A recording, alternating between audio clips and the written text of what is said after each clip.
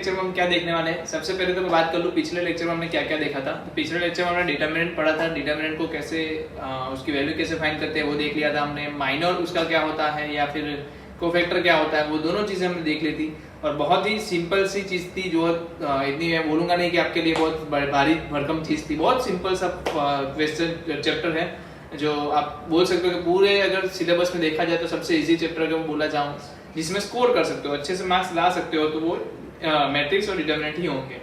ठीक है। और दूसरा एक आता है प्रोबेबिलिटी, वो भी एक है। और वहाँ भी कितने लोगों का कभी कभी कुछ लोगों का लॉजिक नहीं चलता है, बट यहाँ पर ऐसा है कि बहुत सारे लोग अच्छे से डील कर लेते हैं इसको। और दूसरी बात अगर बताऊँ मैं तो कल मैंने आपको एक्सरसाइज एक सॉल्व करने को दिया था 4.1 को, तो मुझे नहीं लग रहा कोई किसी को कुछ दिक्कत आई होगी। यहाँ पर बहुत ही सिंपल सा एक्सरसाइज था, हर किसी ने ये सॉल्व कर ही लिया होगा। तो आज हम जो देखने वाले हैं वो है प्रॉपर्टीज ऑफ डिटरमिनेंट। मतलब कि डिटरमिनेंट सॉल्व करने की बहुत सारी अलग अलग प्रॉपर्टीज हैं डिटरमिनेंट के रिलेटेड, तो उसको हम देखने वाले हैं। तो इसको मैं नाम देता हूँ प्रॉपर्टीज ऑफ डिटरमिनेंट। क्या बोलूँगा? Properties of determinant. तो बहुत बेसिक सी प्रॉपर्टीज है, सभी बारी बारी से करते जाएंगे और सीखते भी जाएंगे। पहली प्रॉपर्टी मैं ले लेता हूँ इसी केस में। तो फर्स्ट प्रॉपर्टी है मेरी वो है सिंपल। कल का कोई दिक्कत तो नहीं है ना, सबको आ गया है? अगर दिक्कत है तो आपको बस मेरा नंबर है ही, सिंपल से आप मुझे कॉल करिए, पूछ लीजिए। Value of determinant remains unchanged by interchanging row और कॉलम। फर्स्ट लिख दो, लिख लो पहले, मैं जो लिखवा रहा हूँ वो लिख लो।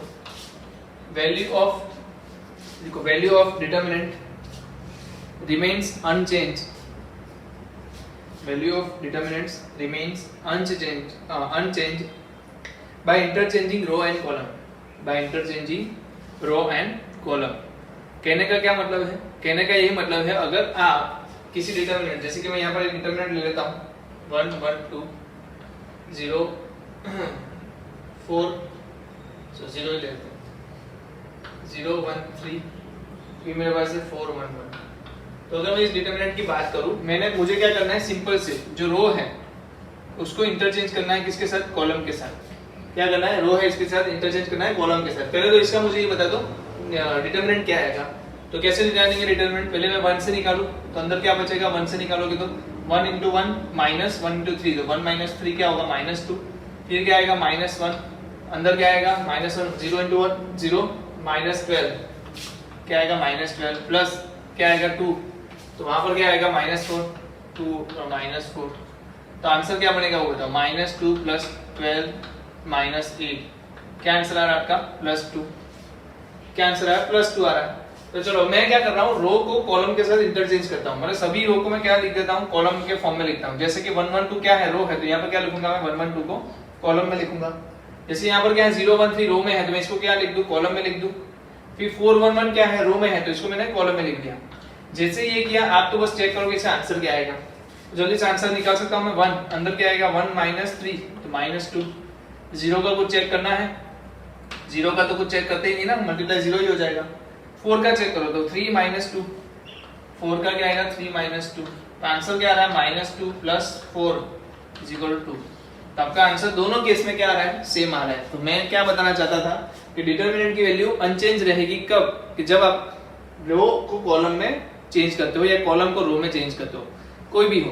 तो कॉलम को रो में चेंज करो या रो को कॉलम में, तीनों कॉलम और तीनों रो की बात कर रहा हूँ, कोई एक पर्टिकुलर की बात नहीं कर रहा। तो जब भी आप रो को कॉलम में कन्वर्ट करते हो उस केस में आपका जो डिटरमिनेंट की वैल्यू है वो क्या रहती है? अनचेंज रहती है, सेम रहती है। ठीक है। सेकंड नंबर लिख दो, सेकंड नंबर लिखो। जो सेकंड नंबर है, इफ एनी 2 रोज और 2 कॉलम्स, देखो मैं लिखवा रहा हूँ, if any 2 rows or 2 columns are interchanged if any 2 rows or 2 columns, मतलब 2 रो और 2 कॉलम को इंटरचेंज किया जाए, if 2 rows or 2 columns are interchanged, then sign of determinant is changed, then sign of determinant is changed। क्या होगा? Determinant की sign क्या हो जाएगी? चेंज हो जाएगी। जैसे कि ये दूसरा केस ले रहे हैं, इक्वल टू 2 है ना। क्या बोलना चाहते हैं? बोलना ये चाहते हैं कि अगर मैं क्या करता हूँ, R1 को रिप्लेस करता हूँ R2 से। सपोज करो आपने क्या किया, किसी रो को R1 और R2 को एक दूसरे में चेंज कर दिया, तो मेरे पास क्या बच जाएगा बताओ? 0 1 3 ऊपर आ जाएगा और क्या आ जाएगा? 1 1 2 नीचे आ जाएगा और 4 1 1 तो है। चलो इसका आंसर निकालो क्या आएगा।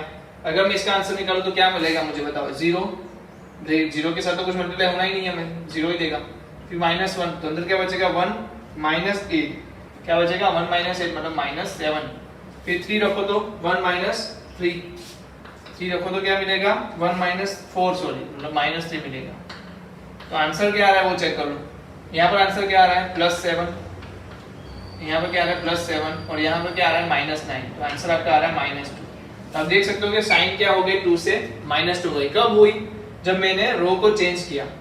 आप चेक कर सकते हो अपने नोट्स में, आप क्या करो कॉलम को चेंज कर दो, C1 को C2 से चेंज करो तो क्या लिख सकता हूं मैं 111 104 और 231। तो अब इसका आंसर निकालना -2 ही आएगा। क्या आएगा -2 ही आएगा। या तो आप किसी दो रो को इंटरचेंज करते हो या तो दो कॉलम को इंटरचेंज करते हो, उस केस में आपका साइन ऑफ डिटरमिनेंट क्या हो जाता है चेंज हो जाता है। तो इस तरीके से बहुत सारी प्रॉपर्टीज हम देखने वाले हैं आगे। दो प्रॉपर्टीज हमने देख ली है, क्या है अगर सभी रोज को कॉलम में कन्वर्ट कर दें तो क्या होगा डिटरमिनेंट सेम टू सेम रहेगा। अगर दो रो और दो कॉलम को अंदर अंदर इंटरचेंज किया जाए तो क्या होता है -2 आंसर, मतलब कि उसका साइन चेंज हो जाएगा, प्लस होगा तो नेगेटिव हो जाएगा, नेगेटिव होगा तो पॉजिटिव हो जाएगा। चलो जल्दी से लिख लो। चलो थर्ड देख लेते हैं, लिखो third. If all the elements in row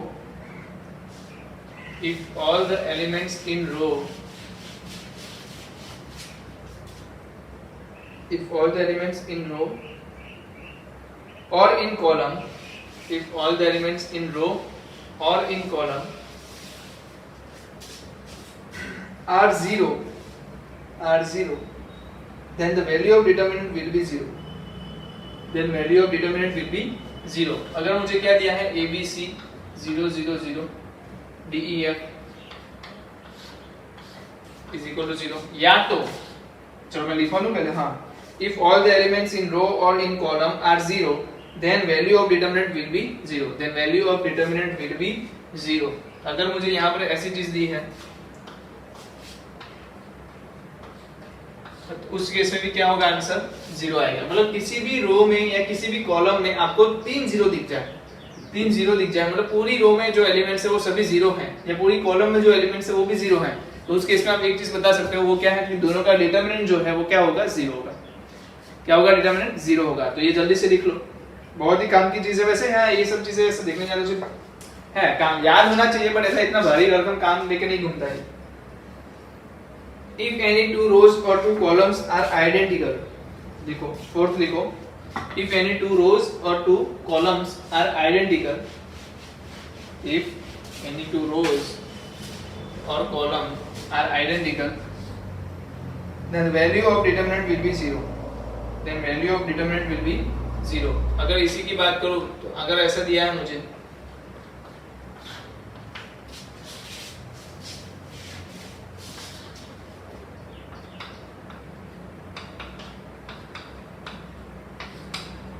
ठीक है, अगर मुझे क्या दे दिया है ये जो दो चीजें कौन सी दो आइडेंटिकल है, तो इसका आंसर तो निकालो क्या आता है देखते हैं।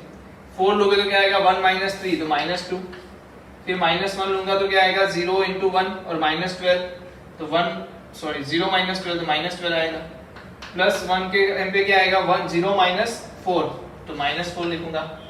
तो आंसर क्या आ रहा है -8 + 12 - 4 = 0। तो उस केस में आपका आंसर क्या बन जाएगा 0 बन जाएगा। यहाँ पर आप खुद चेक कर लेना, तो दोनों केस में अगर आप क्या करते हो रो को दो रो सेम है, यहाँ पर दो रो कौन सी सेम है 4 1 1 4 1 1, यहाँ पर दो कॉलम कौन से सेम है 104 104, तो दोनों केस में आपका जो डिटरमिनेंट है वो क्या बनने वाला है 0 बनने वाला है। क्या बनने वाला है 0 बनने वाला है। बहुत धीरे धीरे तरीके से अच्छे से नोट्स बनाते हम जा रहे हैं ना, सही से लिखते जाना आप। चलो फिफ्थ आया हम, फिफ्थ ना, if any two rows or columns are proportionate then also value of determinant equals to 0। लिख लो ये, if any two rows or columns are proportionate मतलब समझते हो ना। अगर मैं बोलूं ये 4 1 था 4 1 1 था, मैंने क्या कर दिया इसको 8 2 2 कर दिया, तो क्या है यही रो है बट ऐसा है कि 2 से मल्टीप्लाई करके दिया है, सेम रो है बट क्या है 2 से मल्टीप्लाई करके दिया है। तो ये अगर इन दोनों की एक दूसरे के क्या हो प्रोपोर्शनेट हो तो उस केस में भी आपका आंसर जो बनेगा वो क्या होगा 0 होगा। फिर से स्टेटमेंट लिख लो अगर नहीं लिखा तो, इफ एनी टू रोज और columns are proportionate then also value of determinant equals to 0. Then also value of determinant equals to 0.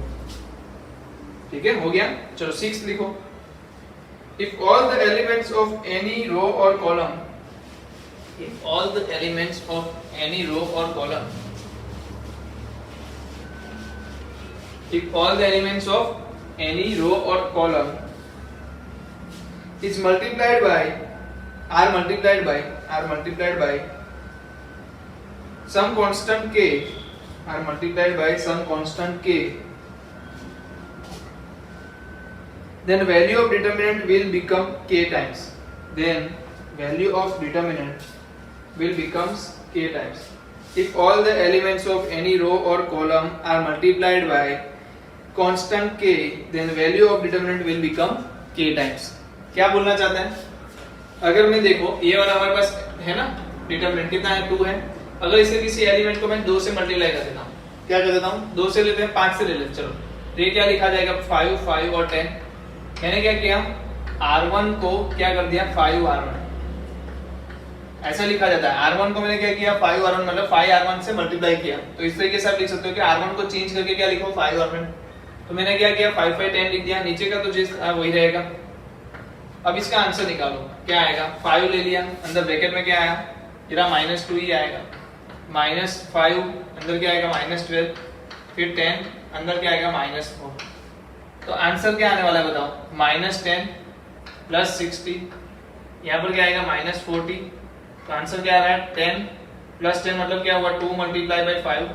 तो हमने यहाँ पर कितने से मल्टीप्लाई किया था 5 से, तो डिटरमिनेंट भी कितने से मल्टीप्लाई हो गया 5 से. तो क्या बोलना चाहते थे कि कभी किसी भी रो को आप क्या करते हो, किसी भी रो को एनी रो और एनी कॉलम भी ले सकते हो, किसी भी k कांस्टेंट से अगर आपने इसको k 5 की जगह पे k एज्यूम किया होता तो k करते तो यहाँ भी आंसर क्या आता 2k आता. किसी भी कांस्टेंट k से मल्टीप्लाई करते हो तो पूरा डिटरमिनेंट जो है वो कितने तक मल्टीप्लाई हो जाता है k से. आप यहाँ से खुद से भी चेक कर सकते हो 208 लेके यहाँ पर 2 से मल्टीप्लाई किया मैंने, ठीक है. तो आप इसका आंसर निकाल लेना क्या इसका आंसर 4 आ रहा है कि नहीं, ठीक है. तो मैं रो के लिए आपको दिखाते जा रहा हूँ, आप कॉलम के लिए वही चीज सेम अपने खुद से भी तैयारी कर सकते हो. अपनी नोट्स अच्छी बनाने के लिए लिखवा रहा हूँ, बाकी जरूरत नहीं है इसका, क्या इसका जरूरत नहीं है, बट हमारी नोट्स अच्छी बने इसके लिए मैं ये लिखा रहा हूँ, ठीक है. चलो लिख लो.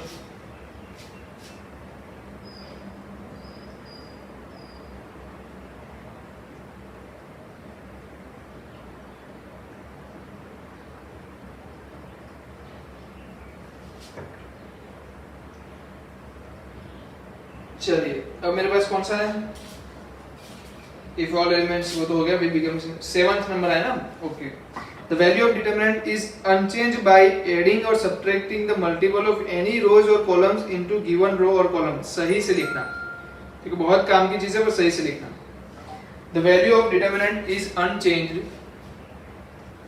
देखो मैं लिख रहा हूं the value of determinant is unchanged by adding और subtracting the by adding or subtracting. The value of determinant is unchanged by adding or subtracting the multiple of any rows or column, the multiple of any rows or column, the multiple of any rows or column into given row or column, into given row or column, into given row or column. अब देखो बहुत ही काम की चीज है, मैं बोल रहा हूँ बहुत ही काम की चीज. आप अभी तक जितनी भी चीजें सीखे ना वो शायद से काम की ना हो, क्या हो मुझे नहीं पता, बट ये चीज जो आई ना एकदम जबरदस्त चीज आई है. यार यहाँ पर अगर आपका ध्यान भटका ना तो मैं बोल रहा हूँ बहुत बड़ी मिस करोगे चीज. देखो क्या बोलना चाहता है पहले सुनो. उन्होंने बोला कि value of determinant is unchanged if any row of column multiple of any row और कॉलम एडिंग और सब्ट्रैक्टिंग इन गिवन रो. अगर मैं यहाँ से किसी भी एक रो को मान लेता हूँ, मैं मान लेता हूँ एक रो को, जैसे इसमें रो मैंने 2 ले ली, रो 2 ले ली, इस रो 2 में से ओके, मतलब एनी 2 रो है ना, मतलब इसके अलावा जो रो हैं उसके मल्टीपल्स मतलब क्या होता है, उसको किसी भी के साथ गुण सकते हो, मतलब मल्टीप्लाई कर सकते हो. वो मतलब कुछ भी हो सकता है बाबा, मतलब रियल नंबर हो सकता है, किसी भी रियल नंबर से आप उसका मल्टीप्लिकेशन करो. और एडिंग सब्ट्रैक्टिंग, जैसे मैंने बोला कि अल्फा R1 से मैंने ऐड किया मतलब इसमें अल्फा R1 मतलब क्या है, क्योंकि R1 जो रो है ना, R1 जो रो है उसको मैंने अल्फा जितना मल्टीप्लाई किया और उसमें ऐड किया। दूसरा मैं क्या कर रहा हूँ, सब्ट्रैक्ट कर रहा हूँ। क्या सब्ट्रैक्ट कर रहा हूँ, तो बीटा R2 बीटा R3, क्योंकि R2 तो है ना, उसमें तो हम R2 को ही मल्टीप्लाई करके नहीं डाल सकते, समझ रहे हो। तो हमें R2 में डालने के लिए R1 और R3 ऑप्शन मिलेंगे। अगर मैं इसको ही C3 के लिए लिखता तो C3 तो इधर फिक्स हो जाता, फिर मैं क्या करता, तो plus alpha C1 minus beta C2 डाल सकता था। तो इसी तरीके से आप अगर कुछ भी चेंज करते हो किसमें, अपने डिटरमिनेंट में, तो उसका वैल्यू में कोई चेंज नहीं आता और ये बहुत काम की चीज है। जैसे मैं अभी बताऊं, इसमें अगर मुझे एक ऑपरेशन करना है, जैसे कि ऑपरेशन क्या करना है, ये वाले केस में ऑपरेशन लगा रहा हूं R2 minus 2R1 plus 3R3। क्या ऑपरेशन लगा रहा हूं, R2 के ऑपरेशन लगा रहा हूं कि R2 minus 2R1 plus 3R3। तो R2 तो R2 ही नहीं रहेगा, अब क्या हो जाएगा, R2 क्या हो जाएगा, R2 माइनस 2R1। पहले R1 R3 को चेंज कर रहा हूं क्या, मैं नहीं कर रहा हूं, तो वो लिख दूं, मैं लिख दो 1 1 2 और 4 1 1। चलो इधर क्या है, 0 0 माइनस 2R1, तो 2R1 में कौन है, 1 है। 0 minus 2 plus 3 into 4 12, 0 minus 2 plus 12 क्या आएगा, प्लस 10 आएगा। फिर चलो सेकंड में देखो तो 1 है, 1 minus 2 1 minus 2 plus 3, 1 minus 2 plus 3 क्या आएगा, प्लस 2। फिर क्या आएगा, 3 माइनस 4 प्लस 3, 3 माइनस 4 प्लस 3 क्या आएगा, वापस से 2 आएगा। तो ये आपका आंसर आ रहा है। चलो अब बताओ इसका आंसर क्या आएगा, ये बताओ। हमारा आंसर 2 लाना है, इतना बताने पे क्या आएगा, 1 को रहने दो, 2 into 1 माइनस 2, तो अंदर 0 आ गया। फिर माइनस 1 के लिए क्या आंसर आया, 10 माइनस 8, 10 माइनस 8। और दूसरा 2 के लिए क्या आंसर आया, 10 माइनस 8 प्लस 2 10 माइनस 8। तो इधर आंसर आ रहा है 0, इधर आंसर है माइनस माइनस या प्लस 2, हाँ माइनस 2 हो रहा है। इधर क्या हो रहा है, प्लस 2 अंदर ब्रैकेट में प्लस 2, तो आंसर आ रहा है minus 2 plus 4 is equal to 2। तो आपका आंसर क्या है, अनचेंज्ड है। कहने का मतलब मैं किसी भी रो का बाकी जो 2 रो बचती है उसका मल्टीप्लाई करके, कुछ भी मल्टीप्लाई करो, बट वो तीनों एलिमेंट को करोगे आप, तीनों एलिमेंट जो है ना उसके, उसी पूरे रो को करना है हमें। वैसे ही कॉलम के लिए भी कर सकता था, आप ये ट्राई करो, C3 minus C1 minus C2, किसके लिए, C3 के लिए। C3 को कैसे चेंज किया आपने, C3 minus C1 minus C2, मतलब मैंने 1 1 से मल्टीप्लाई करके सब्ट्रैक्ट कर दिया, 1 से मल्टीप्लाई करके सब्ट्रैक्ट कर दिया, कोई दिक्कत नहीं है, कर सकते हो। डिटरमिनेंट फिर भी क्या आएगा, डिटरमिनेंट सेम ही रहेगा, वो चेंज होगा नहीं। समझ में आया ये चीज। चलो मुझे कितने, मैं अभी आपको कुछ आपके सामने कुछ ऑपरेशन लिखता हूँ, आप मुझे बताना वो ऑपरेशन सच है या नहीं है, क्या पॉसिबल है कि नहीं है। जो ऑपरेशन में लिख रहा हूँ, जैसे इसको क्या बोलते हैं, ऑपरेशन करते हैं ना, इसको ऑपरेशन बोलते हैं, तो आपको बताना है कि वो ऑपरेशन सच है या नहीं है। चलो देखते हैं। पहला ऑपरेशन है मेरे पास R1 minus R1 plus R2। मैं पहले लिख लेता हूँ, फिर आपसे पूछता हूँ सही क्या है गलत क्या है। आप तो अपने हिसाब से सच और गलत बताते जाओ।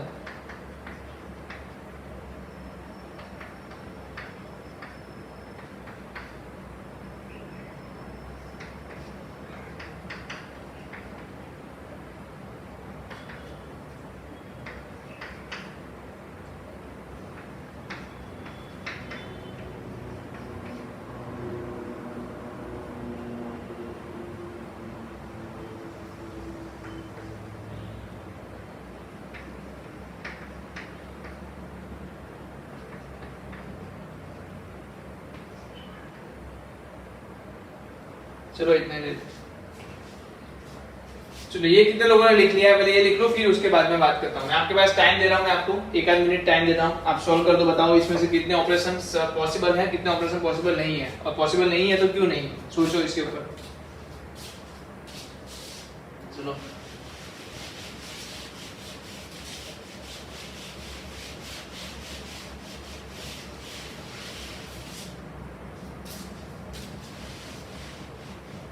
चलो पहला बताओ, R1 क्या है, R1 को क्या करना है, माइनस R1।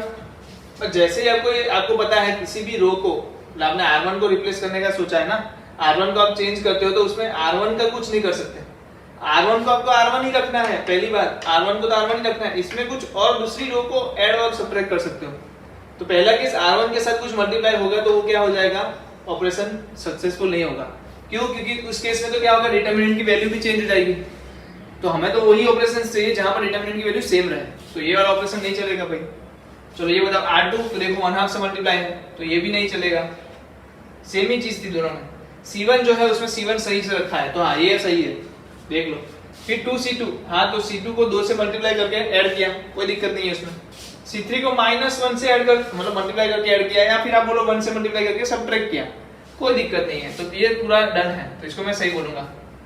चलो C3 को 2C1, मतलब इसमें क्या हुआ, C3 कॉलम है वो मतलब वो कुछ मतलब नहीं रखता, ये तो ये बोल रहा है C3 कॉलम को क्या करना है 2C1 करना है, नहीं ऐसा कुछ नहीं हो सकता, ठीक है, तो ये भी ऑपरेशन गलत है।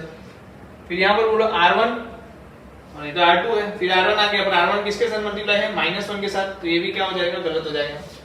अगर ये क्या होता, अगर ये ऐसा होता R1 R2 plus R1 plus R3 तो क्या बोलते आप, तो सच बोलता, क्यों, क्योंकि R1 अकेला है और उसके साथ मल्टीप्लाई होके नहीं बैठा है, तो उस केस में आंसर सही होता। बट ये ऊपर वाले केस में तो माइनस से मल्टीप्लाइड है, तो उस केस में ऑपरेशन सही नहीं है। ये गलत क्यों है, क्योंकि यहाँ पर डिटरमिनेंट की वैल्यू चेंज हो जाती है, या तो फिर वो सक्सेसफुल हो ही नहीं सकते। जो राइट किए हैं उसमें डिटरमिनेंट की वैल्यू क्या रहेगी, सेम रहेगी। कितने लोगों को ये चीज समझ में आ गई, प्रॉपर्टीज समझ में आ गई है सही से? तो जल्दी से पहले तो ये लिख लो, फिर हम उसके आगे की बात करते हैं।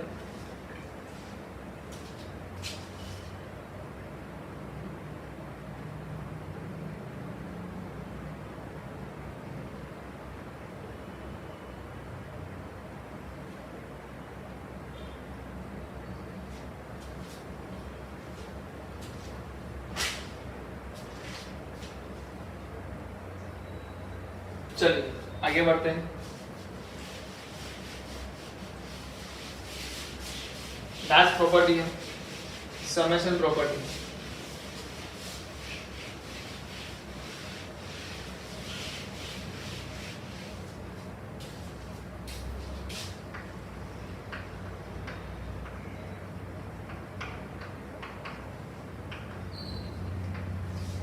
Summation property. If elements of any roots, sorry, not roots, rows. If element of any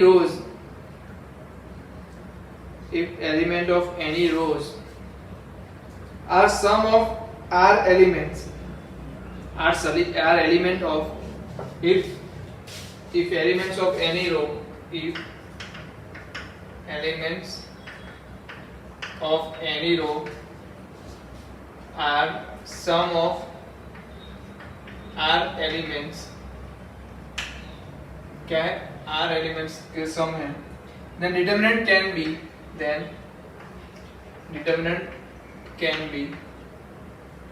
expressed as a sum of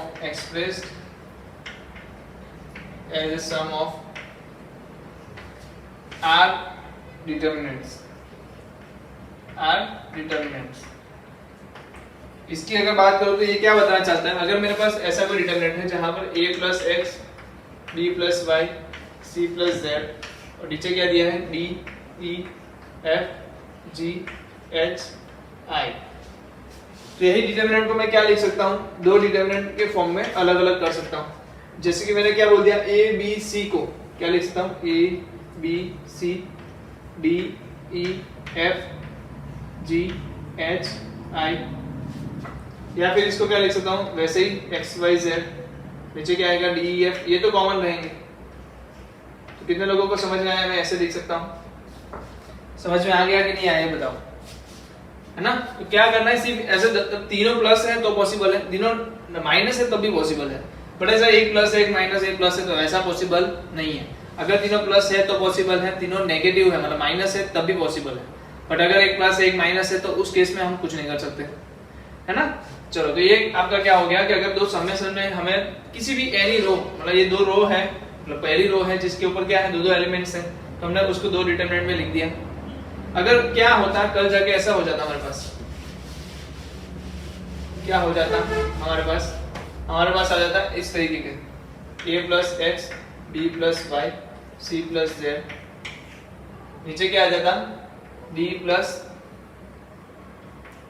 p, e plus q, c plus r, f plus r, और नीचे आ जाता आपके अल्फा बीटा और gamma ले लो, आसान होगा, alpha beta और gamma, नीचे आ जाता आपका जी एच आई, तो इस केस को आप कैसे सॉल्व करते हैं? तो सबसे पहले हम क्या करते हैं, दोनों साथ में नहीं करते, दोनों क्या करते हैं, पहले एक को तोड़ते हैं। तो एक को तोड़ते ही आपको क्या मिल जाता है ये बताओ। एक को तोड़ते ही आपको मिल जाता है ABC, नीचे क्या मिल जाता है D plus alpha E plus beta और क्या हो जाता है F प्लस गामा। नीचे तो GHI सेम ही रहेगा।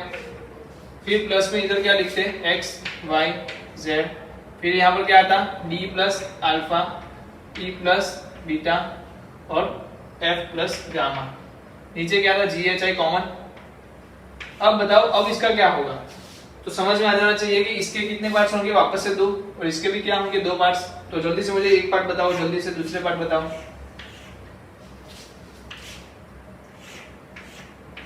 तो 4 पार्ट्स हो जाएंगे। पहला पार्ट बताओ क्या आएगा, A B C। दूसरा पार्ट क्या आएगा, नीचे D E F G H I। तो A B C G H I तो सेम रहेंगे, जो बीच में बचेगा वो आएगा अल्फा बीटा गामा। चलो यहाँ पर बताओ क्या आएगा, तो यहाँ पर एक्स वाई जेड आ जाएगा ऊपर, नीचे ABC और नॉट ABC DEF ना, DEF, नीचे क्या आएगा GHI। फिर यहाँ पर एक्स वाई जेड तो कॉमन है, बीच में क्या आएगा अल्फा बीटा और गामा और नीचे GHI। तो आपको पता चल जाना चाहिए कि इसमें से कितने केस बने, 4 केस बने। अगर इस तीसरे वाले में भी क्या होता, G plus something H plus something और I प्लस समथिंग होता, तो कितने केस बनते हैं बता सकते हो कोई? अगर तीसरे वाले में भी केस होते हैं तो कितने केस बनते हैं, 6। कितने लोग बोल रहे हैं 6 होंगे? चलो गलत बोल रहे हैं, क्यों 8 होते हैं? क्यों 8 होते हैं मैं बताता हूँ। चलो अभी आपने सोचा कि यहाँ पर G नहीं है, कुछ और है। G की जगह पे क्या है, G प्लस क्या बोल सकते हैं, G प्लस P ले लो, H प्लस Q ले लो, I प्लस R, ऐसा होता। तो G प्लस P यहाँ भी लिखा जाता, H प्लस Q यहाँ भी लिखा जाता, I प्लस R यहाँ भी लिखा जाता। तो जहां पर GHI है वो सब जगह पे क्या लिखा जाता है, G plus P H plus Q I plus R। तो इसके कितने हो जाएंगे 2 पार्ट्स, इसके कितने हो जाएंगे 2 पार्ट्स, इसके भी कितने पार्ट 2 पार्ट्स, इसके कितने पार्ट 2 पार्ट्स। तो कितने लोगों के 2 पार्ट्स हुए, 1 2 3 4, तो मतलब टोटल 8 हो जाएंगे। क्या हो जाएंगे, 8 हो जाएंगे। और मैं बता रहा हूँ ऐसे बहुत सारे केसेस आएंगे जहां पर हमें ऐसे 8 खोलने भी पड़ेंगे, बहुत सारे केसेस आएंगे जहां पर हमें 8 खोलने भी पड़ेंगे। आसान सा आंसर मिल जाएगा बट बहुत टाइम कंज्यूमिंग रहेगा।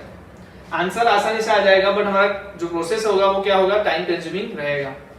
चलो पहले कितने लोगों को ये समझ में आ गया ये बताओ।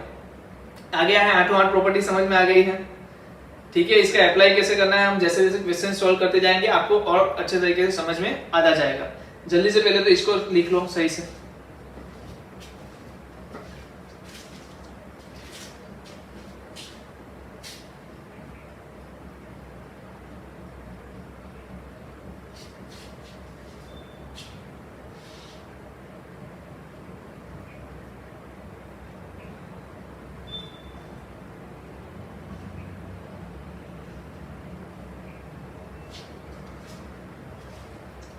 चलो कुछ क्वेश्चंस हैं जो शायद आपके एक्सरसाइज में भी मिलेंगे देखने को, जो डिटरमिनेंट के साथ जुड़े हुए हैं।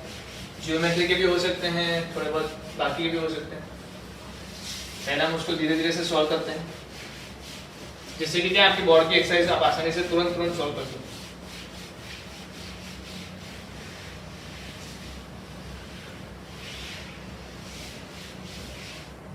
चलो पहला क्वेश्चन लिखो, area of triangle ABC, area of triangle ABC whose vertices are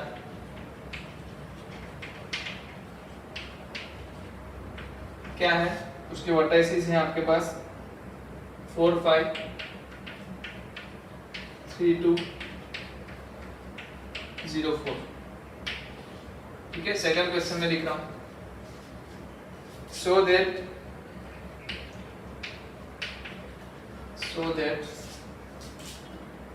A B plus C B plus C C A plus B are collinear। चलो कितने लोगों को एरिया तो फाइंड करना आता है ना, 10th में पढ़ चुके हैं हम लोग। फिर ये कोलिनियर कब, जब एरिया आपका 0 है तो कोलिनियर, सिंपल सा फंडा है। थर्ड जो क्वेश्चन है, using determinant from equation, using determinant from an equation of straight line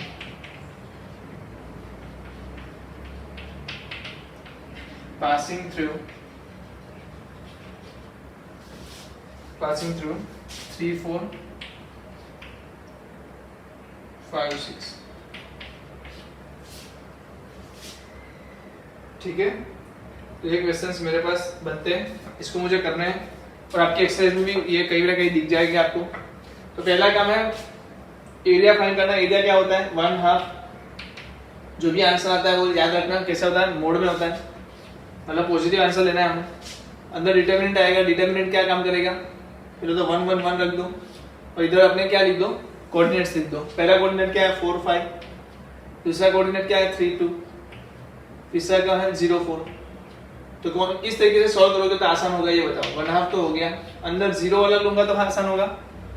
तो 0 वाला लेने के लिए क्या लेना पड़ेगा? आप नीचे का भी ले सकते हो 0 4 1, तो 0 4 1 ले लो। चलो 0 लोगे तो करने की जरूरत नहीं है। फिर ये क्या आएगा? -4, अंदर क्या बचेगा? -4 लेते ही 4 × 1 -3, 4 -3, फिर +1 आएगा तो क्या बचेगा? 4 × 2 8 -15, 8 -15। आंसर क्या रहा है वो बताओ। 1/2, ये 0 हो गया, -4 × -1 या +1 तो -4 आएगा। यहाँ पर क्या आएगा? +1 -7। तो आंसर जो आ रहा है वो क्या आ रहा है? -11/2 आ रहा है। पर आपको क्या लेना है? इसका मोड लेना है। तो आंसर क्या आएगा? 11/2। क्या आंसर आ रहा है? 11/2। कितने लोगों को समझ में आया कैसा है, क्या फॉर्मूला इसका? तो फॉर्मूला कुछ नहीं, सिंपल सा x1 y1 1, x2 y2 2, 1, x3 y3 1, है ना। तो यही फॉर्मूला है, सिंपल सा फॉर्मूला। इसको किसी और तरीके से भी सॉल्व कर सकते हो। एक जो फेमस तरीका है वो ये है, x1 y1, x2 y2, x3 y3 और वापस से x1 y1। ठीक है, अब इसका आंसर निकालोगे तो भी आपको वही आंसर मिलेगा। चलो देखते हैं एक बार निकाल के क्या आंसर आता है। x1 y1 क्या है ये बताओ? 4 5, फिर क्या है? 3 2, फिर क्या है? 0 4 और 4 5। आपको क्या करना है? ये वाले लेने हैं, फिर ये वाले माइनस करने हैं। प्लस वाले क्या है ये बताओ जल्दी से। 1/2 तो आ गया, प्लस वाले क्या है? 8 + 12 + 0, माइनस क्या है? 15 -0 -16। क्या आंसर आएगा? 12 + 8 क्या आ रहा है? 12 + 8 क्या आएगा? 20 और 15 × 16 क्या आएगा? -31। तो आपका आंसर जो आएगा वो क्या आएगा? -11/2। क्या आएगा? -11/2 और -11/2 को प्लस करोगे तो क्या हो जाएगा? 11/2, है ना। तो ये तरीका है हमारा क्या है? ट्रायंगल का क्या निकालने का? एरिया निकालने का। अब जो सेकंड लिखा है वो क्या बता रहा है कि आपके पास 3 वर्टाइसिस है ए बी सी, और तीनों वर्टाइसिस का जब एरिया क्या हो जाएगा? 0 हो जाएगा। तो आप क्या बोलोगे कि वो तीनों क्या है? कोलिनियर। तो आपको वही चीज, यही चीज रिपीट करनी है, बट किसके साथ करनी है? ये जो वर्टाइसिस दूसरे दिए हैं उसके साथ। पहले तो आप ये लिख लो अगर नहीं लिखा है तो कितने लोग हैं जो एरिया वाले सभी क्वेश्चन सॉल्व कर सकते हैं, है ना। तो इस तरीके से ही सॉल्व करना है। चलो लिख लो।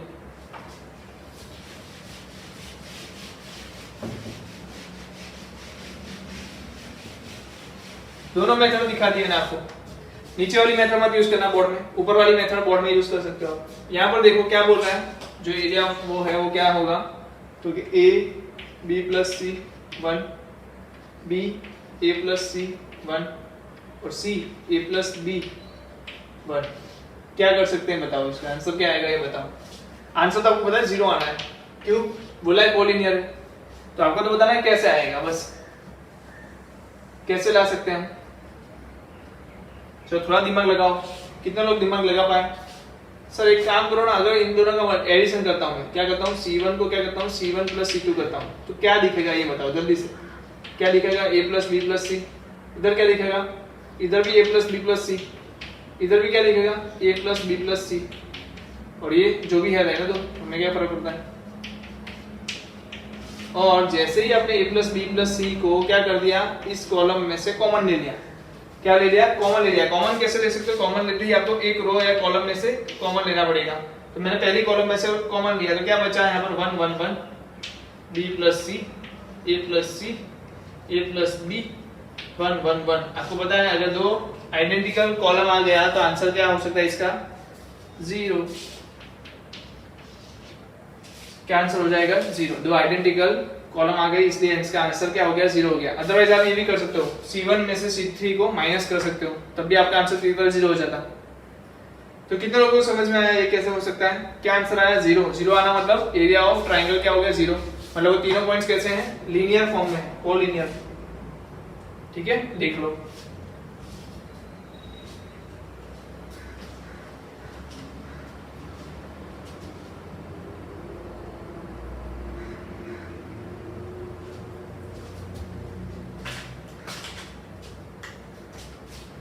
चलिए, स्ट्रेट लाइन का फॉर्मूला।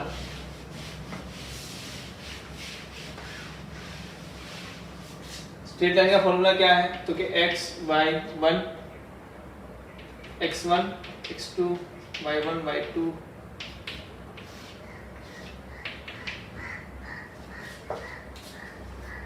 क्या है? यही फॉर्मूला है। x y क्या है? वेरिएबल है। x1 y1 x2 y2 क्या है? दो पॉइंट्स हैं। यहाँ पर दो पॉइंट्स क्या दिए? 3 4 5 6। जल्दी से बताओ इसका आंसर क्या आएगा? x y 1 नीचे इधर क्या आएगा? 3 4 1 5 6 1 इज इक्वल टू 0। तो x को x तो इधर क्या आएगा आंसर बताओ? 4 - 6 तो -2 आ गया। माइनस y ब्रैकेट में क्या आएगा? 3 × 1 -5 तो -2 प्लस 1 अंदर क्या आएगा? +1 करते ही 3 × 6 18 -20 -2 इज इक्वल टू 0। चलो y में क्या हो जाएगा? यहाँ पर क्या है? -2x plus 2y -2 is equal to 0। 2 2 cancel कर सकते हैं, तीनों में से है तो क्या बचेगा? x - y is equal to क्या बोल सकते हैं? -2, या फिर ऐसा ही बोल सकते हैं x - y plus 2 is equal to 0। कोई भी तरीका अपनाओ, ये क्या है? स्ट्रेट लाइन ऑफ इक्वेशन है। ठीक है, लिख लो जल्दी से। कोई बंदा इसको y को x + 2 भी बोल सकता है, y को x + 2 भी बोल सकता है। आज जिस तरीके से बताना चाहो उस तरीके से, बट तरीका क्या है? तो इसको ढूंढने का तरीका ये वाला फॉर्मूला है, लगाना है। सिंपल ये फॉर्मूला लगाओ, अप्लाई करो, आप डायरेक्टली आंसर तक पहुंच जाओगे। तो ऐसे क्वेश्चंस कहीं भी आपको बोर्ड के बुक में मिल जाए, एक्सरसाइज में आप ढूंढोगे तो कहीं भी मिल जाए, आप तीनों के क्वेश्चंस जो इस प्रकार के जो भी क्वेश्चंस होंगे आप सॉल्व कर लोगे ना? सिंपल है। चलो ठीक है, लिख लो जल्दी से।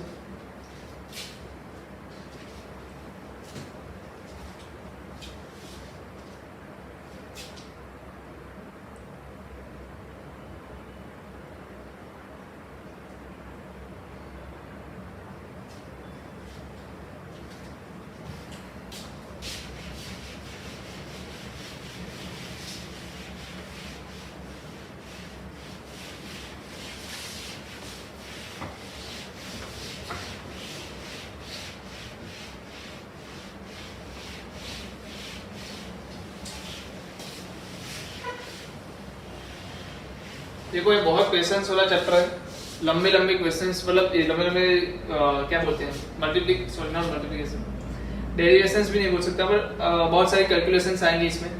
मैं क्या बताना चाहता हूँ, मैं यहाँ पर क्या करूँगा, बहुत सारे क्वेश्चंस डिटरमिनेंट ही हम सॉल्व करने वाले हैं। अभी आगे जो भी आएगा वो ज्यादातर डिटरमिनेंट ही सॉल्व करना होगा, तो मैं डिटरमिनेंट लिखूंगा। आपका सिंपल काम क्या है, मैं जब भी बोलूँ कि आपको सॉल्व करना शुरू करना है, आपको सिंपली वीडियो पोस्ट कर देना। क्या करना है, सही से समझो। देखो समझो, क्या 1 घंटे का लेक्चर रहेगा, बट ये 1.5 घंटे का ऐसे एज्यूम करके चलो। आपको क्या करना है, जैसे मैंने डिटरमिनेंट लिखा, मैं बोलूंगा कि आप डिटरमिनेंट सॉल्व करिए, मैं आपको इतना टाइम दे रहा हूँ, तो उतने टाइम के लिए आपको वो वीडियो पोस्ट कर देना है, और वो खुद से ट्राई करना है अपने घर पे, जहां पे भी आप बैठ के ये देख रहे हो तमाम, खुद से ट्राई करो उस चीज को पहुंचने की, जो मैं बात करना चाहता हूँ उसको समझने की, उसको खुद से अप्लाई करना शुरू करो। क्योंकि ऐसा चैप्टर है जहां पर खुद का दिमाग खोलना बहुत जरूरी है। ऐसा नहीं है कि हर बार यही स्ट्रेटेजी चलती रहेगी, कहीं भी स्ट्रेटेजी ऊपर नीचे हो सकती है। तो आपके पास मल्टीपल स्ट्रेटेजीज होनी चाहिए कि मैं हाँ इस तरीके से इस तरीके से सॉल्व करूंगा, इस तरीके से नहीं तो इस तरीके से सॉल्व करूंगा। क्योंकि इसके सॉल्व करने के जो तरीके हैं वो फिक्स कर दिए गए हैं, उसको आप अगर जान लेते हो सभी तरीके, तो बारी से आप कोई भी तरीका यूज करके कहीं ना कहीं से आंसर निकाल सकते हो सकता है कि मैं जो मेथड बता रहा हूँ वही मेथड से आप आंसर ना निकालो, किसी और मेथड से निकाल लो, तो वो भी सही है। ये चैप्टर ही ऐसा है कि जरूरी नहीं मेरा से भी दिमाग आपका ज्यादा फास्ट चल सकता है, इसमें और जल्दी से आप आंसर ला सकते हो जितना मैं नहीं ला सकता। ठीक है, तो मैं जितने भी क्वेश्चंस यहाँ पर लिखूं, मैं बोलूंगा कि चलो आपको 1 मिनट का टाइम दे रहा हूँ, आप खुद से करें। तो सिंपल से आपको वीडियो पोस्ट कर देना है, 1 मिनट का टाइम लेना है, खुद से सॉल्व करना है, समझ रहे हो? चलो जल्दी से आ जाओ, हम बारी बारी से एक क्वेश्चंस देखना शुरू करते हैं, धीरे से हल्के हल्के से ऊपर जाएंगे। चलो कितने लोग ये सॉल्व कर सकते हैं जल्दी से?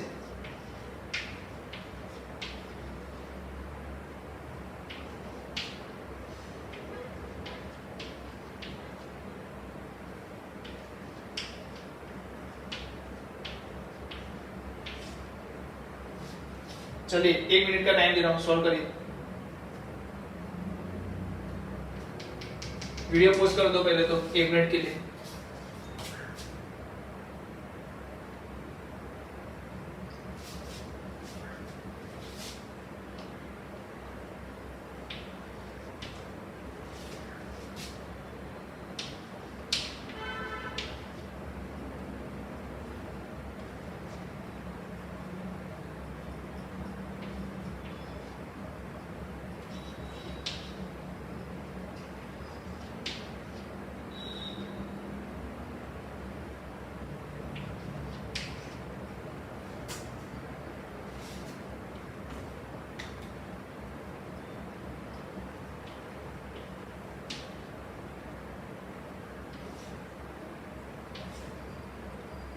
वापस लिख दिया 41 51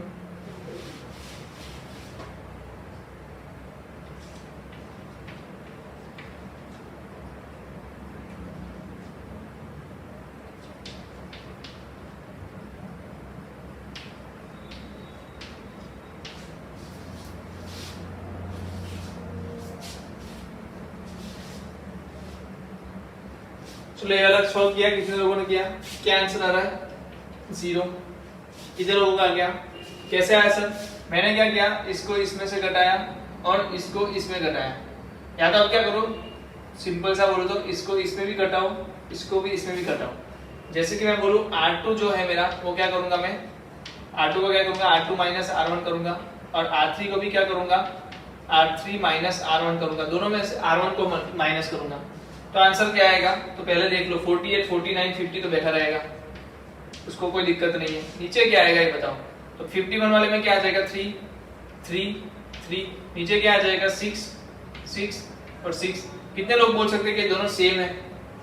अगर पहले में से 3 कॉमन ले लो, इधर से 3 कॉमन ले लो, इधर से 6 कॉमन ले लो, क्या बचेगा? 1 1 1 1 1 1। मतलब दोनों कैसे हो गए? आइडेंटिकल हो गए। तो ये प्रोपोर्शनेट भी है, प्रोपोर्शनेट भी है, तो इसका आंसर क्या आ जाएगा? वैसे ही 0 आ जाएगा। क्या आ जाएगा? 0 आ जाएगा। यहाँ पर बोलो क्या कर सकते हैं सर? अगर देखा जाए तो इसको 8 से मल्टीप्लाई करके इसमें डाल सकते हैं, डाल सकते हैं कि नहीं डाल सकते? चलो डालते हैं, देखते हैं। तो C1 को क्या करेंगे? C1 माइनस 8 C3 करेंगे, तो बचता क्या है वो देखो। 41 माइनस 40 तो क्या बचेगा? 1। 79 माइनस 70 तो क्या बचेगा? 7। 29 माइनस 24 क्या बचेगा? 5। तो क्या बचेगा? 175। क्या हो गया? आइडेंटिकल हो गया। तो आंसर क्या आएगा? 0। कितने लोगों को समझ में आ रहा है? देख के समझ में आ रहा है तो बहुत बढ़िया।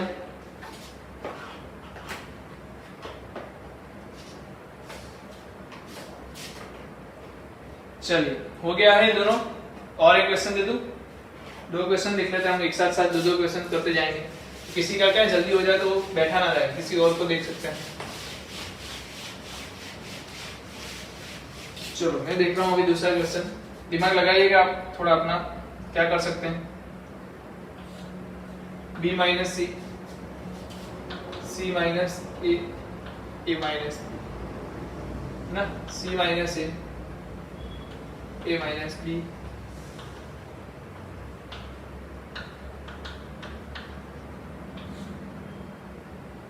ठीक है, इसका आंसर निकालना है।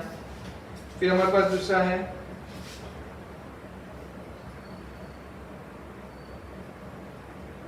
सेवंथ क्वेश्चन आ गया, 7th या 6th क्वेश्चन होगा, आप देख लेना अपने हिसाब से। जो भी क्वेश्चन नंबर हो अपने आप से दे देना।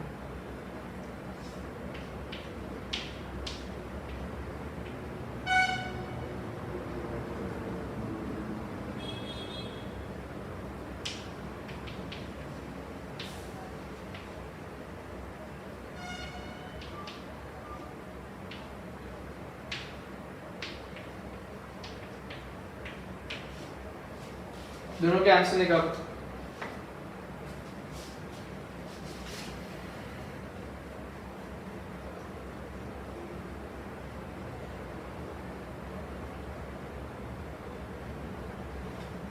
टाइम दे रहा हूं, करिए।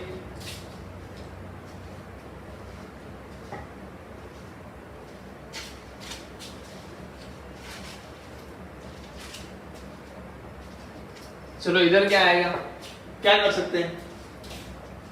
तो सर एक चीज यहाँ पर नोटिस हो रही है कि सब रिपीट हो रहा है, साइकिल चल रही है। क्या है? साइकिल चल रही है। चलो अगर नोटिस कर रहे हो तो क्या नोटिस किया मैंने? नोटिस किया सर अगर इनका इनका और इनका सम कर दूं या तो फिर इनका इनका और इनका सम कर दूं तो दोनों वाले केस में आंसर 0 हो रहा है। देख लो आप, इधर सम करके देखो, बी बी कैंसिल आउट, ए कैंसिल आउट, सी सी कैंसिल आउट, तो सम करने में क्या हो रहा है? 0 हो रहा है। इधर भी हो रहा है 0 हो रहा है, इधर भी 0 हो रहा है। तो आप दोनों चीज कर सकते हो। कोई एक बंदा ऐसा बोलेगा सर मैंने क्या किया, R1 को चेंज करके क्या कर दिया, R1 plus R2 plus R3 कर दिया। कोई बंदा बोलेगा सर मेरे को रो में मजा नहीं आता तो मैंने कॉलम को C1 plus C2 plus C3 कर दिया। तो आप किसी भी तरीके से कर सकते हो, दोनों केस में आपको 0 मिल जाएंगे। पहले ये वाला केस देखते हैं। तो मैंने R1 को क्या किया, R1 को R1 R2 R3 का सम कर दिया। तो R1 की जगह पे मैं क्या लिखूंगा, B minus C plus A, एक दिखा रहा हूं, बाकी अपने आप सो जाएगा, A minus B, A plus, तो प्लस B, सॉरी सम करना है ना, माइनस थोड़ी करना है, सम करना है। क्या करना है? सम करना है। तो सम क्या होगा, तो क्या B minus C plus C minus A plus A minus B। चलो दूसरा सम क्या होगा, C minus A plus A minus B plus B minus C। तीसरे का सम A minus B plus B minus C plus C minus A। और नीचे की जो चीज़ है वो तो सेम ही रहेगी, C minus A minus B, यहाँ पर क्या है A minus B minus C, और यहाँ पर रहेगा B minus C minus C। इसका आंसर क्या आएगा बताओ? A कैंसिल, B कैंसिल और C कैंसिल, तो आंसर जो भी आएगा 0 आएगा।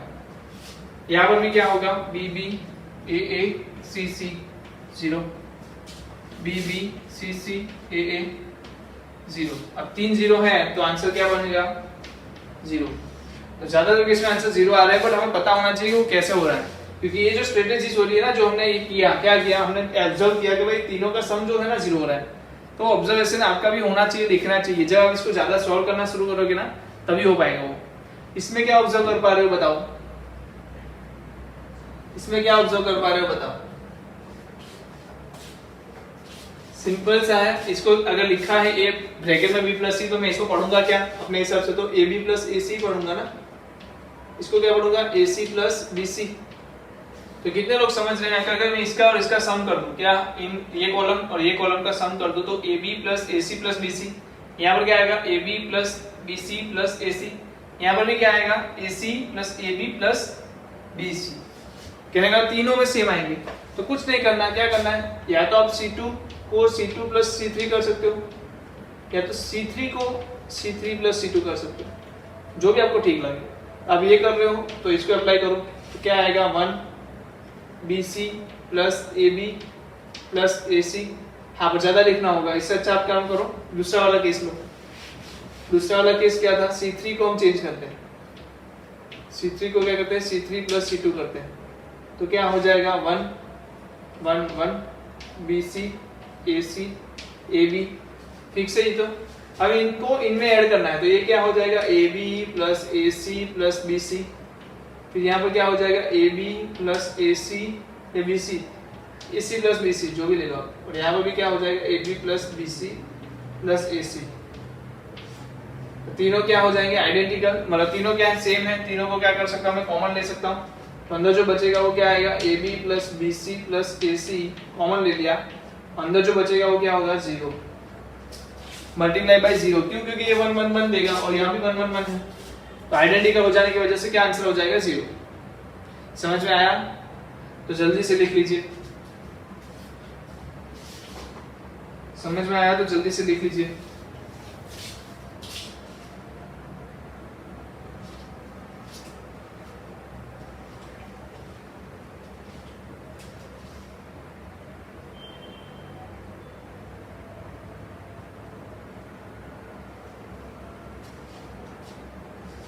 चलो एक काम करते हैं, कुछ क्वेश्चंस मैं आपको घर से करने को देता हूँ ना, तो आप सॉल्व करके लाएंगे, वो मजा आएगा। फिर हम उसको सॉल्व करेंगे सब कल वाले। तो मैं जो क्लास में सॉल्व कराने वाला हूँ मैं आपको घर से दे रहा हूँ थोड़ा बहुत, जिससे क्या अपने आप खुद से कर सको थोड़ा बहुत। चलो पहला क्वेश्चन है, जल्दी से लिखना शुरू करना।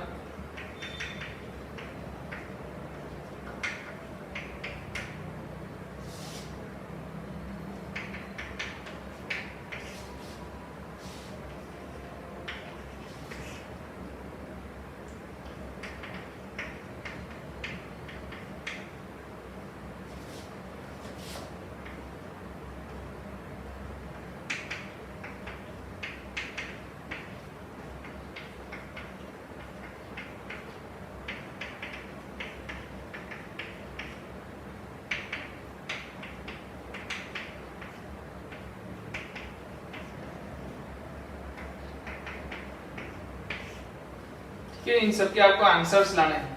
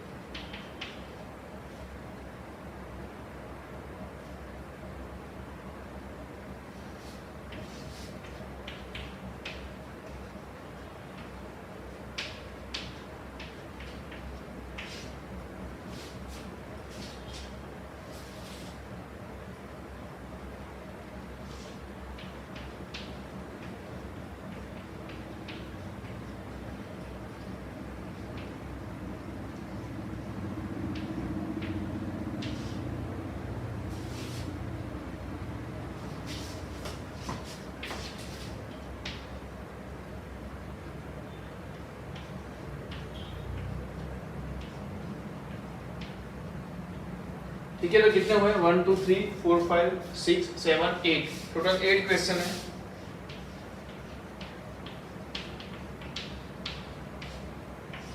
ठीक है, तो इसको आपको कंप्लीट करके लाना है। सिंपल सा फंडा है, ये हम कल सॉल्व करेंगे, ऐसा नहीं है कि इसको हम सॉल्व नहीं कराने वाले, हम इसी को सॉल्व करके आगे बढ़ेंगे। बट मैं आपको पहले से क्यों दे रहा हूँ कि आप घर से कुछ ट्राई कर सको। ठीक है, तो इसी को हम कल देखने वाले हैं, इसी के साथ हम आगे बढ़ेंगे। अगर इसमें कहीं पे भी आपका आंसर नहीं आता है तो मुझे इस बार डाउट नहीं करना है, ये अगले लेक्चर में आपके पास ऑलरेडी आ जाएगा, है ना। तो इसके लिए कोई डाउट आपको भेजने की जरूरत नहीं है। बट इसके बाद जैसे ही क्वेश्चन खत्म होगा आपको पता चल गया होगा, नए लेक्चर से एक चीज शुरू हुई होगी, लास्ट में आपके पास कुछ ना कुछ असाइनमेंट्स रहते हैं, होमवर्क रहता है, छोटा सा होमवर्क ही होता है, वो ज्यादा होमवर्क नहीं होगा, वो आप 15-20 मिनट में भी आप सॉल्व कर सकते हो, इतना कम वाला होमवर्क होगा, वो आपको साथों साथ करते जाना है।